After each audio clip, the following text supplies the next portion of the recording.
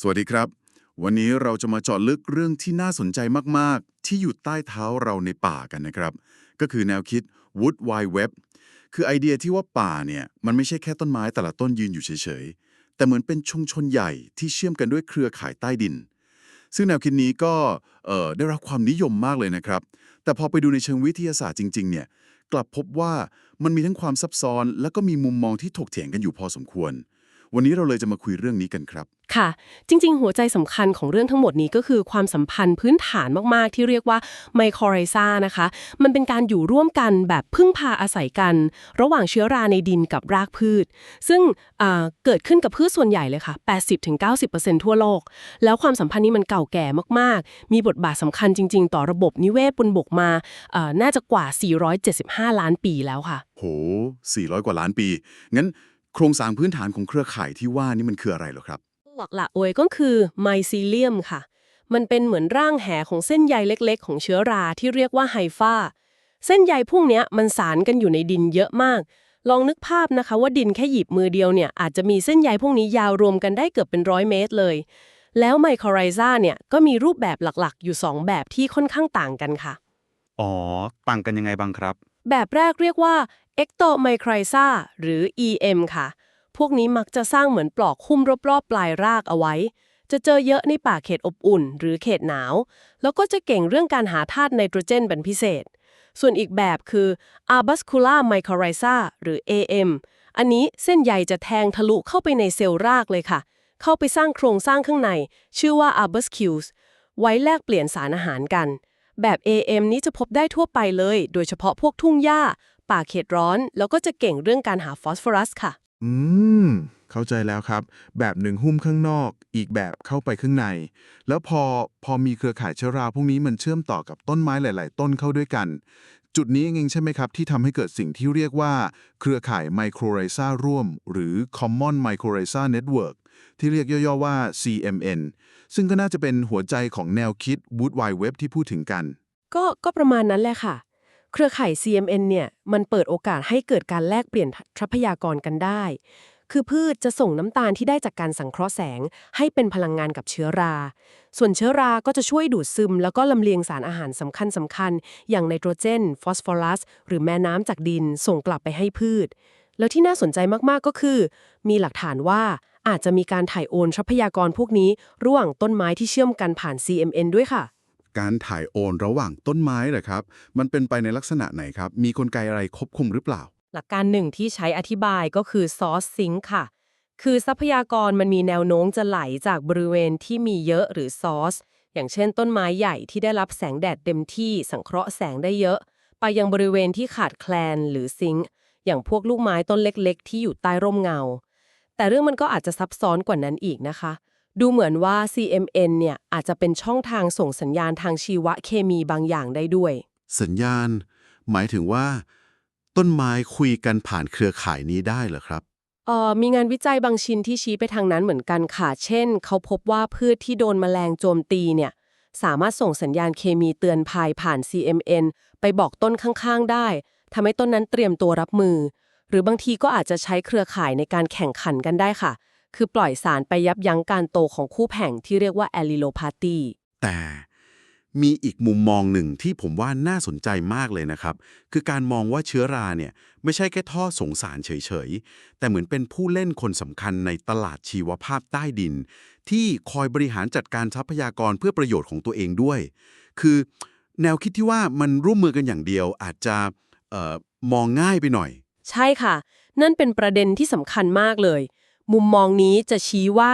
เชื้อราอาจจะให้รางวัลกับพืชต้นที่ส่งน้ำตาลให้มันเยอะๆแล้วก็อาจจะกักเก็บคาร์บอนบางส่วนไว้เหมือนเป็นค่าธรรมเนียมการใช้บริการ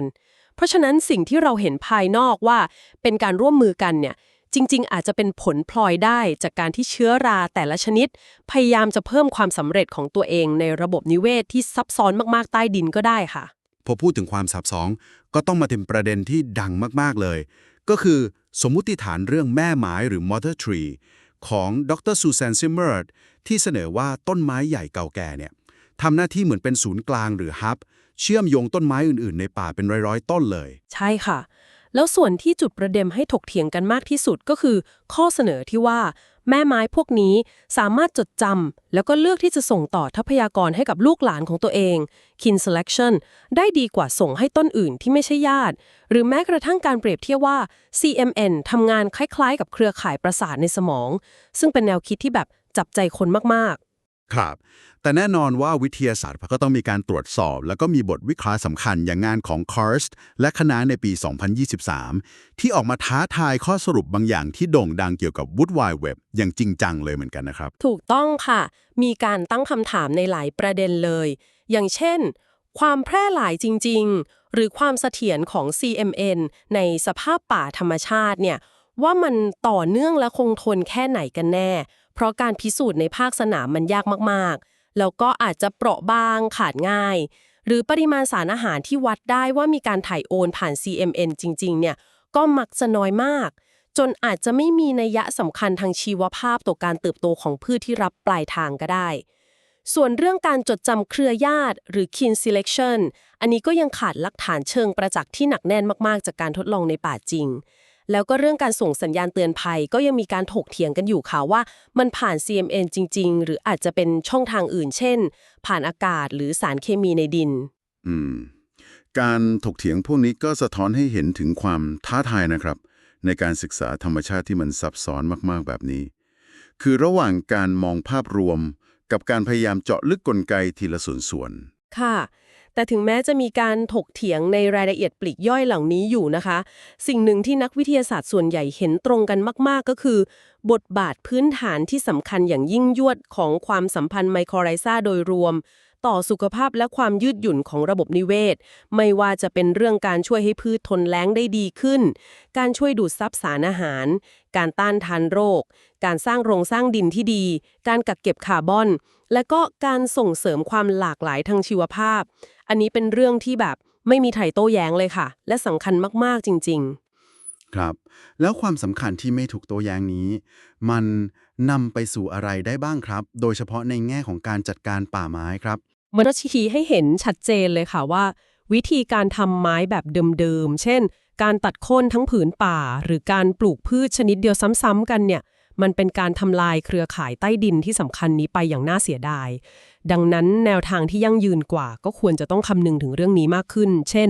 อาจจะต้องเลือกตัดอย่างระมัดระวังมากขึ้น ต้องอนุรักษ์ต้นไม้ใหญ่เดิมหรือแม่ไม้เอาไว้ ส่งเสริมให้มีความหลากหลายของชนิดพืชและเชื้อราแล้วก็พยายามลดการรบกวนดินให้น้อยที่สุด รวมถึงอาจมีการใช้เชื้อราไมโครไรซาที่เหมาะสม มาช่วยในการฟื้นฟูป่าที่เสื่อมโทรมด้วยค่ะ อืม แล้วถึงแม้ว่ารายละเอียดบางอย่างของ Wood Wide Web จะยังเป็นที่ถกเถียงกันในหมู่นักวิทยาศาสตร์ แต่ก็ปฏิเสธไม่ได้เลยนะครับว่าเรื่องเล่าหรือ narrative ของ Wood Wide Web เนี่ยมันมีพลังมากๆในการสร้างความตระหนัก แล้วก็กระตุ้นให้คนหันมาสนใจเรื่องการอนุรักษ์ป่าไม้มากขึ้นจริง ประเด็นนั้นสำคัญมากค่ะ สรุปก็คือ แม้คำเปรียบเปรย Wood Wide Web อาจจะฟังดูเข้าใจง่าย แต่ความจริงใต้ผืนดินนั้น มันเป็นเหมือนตลาดชีวภาพที่ซับซ้อนกว่านั้นมาก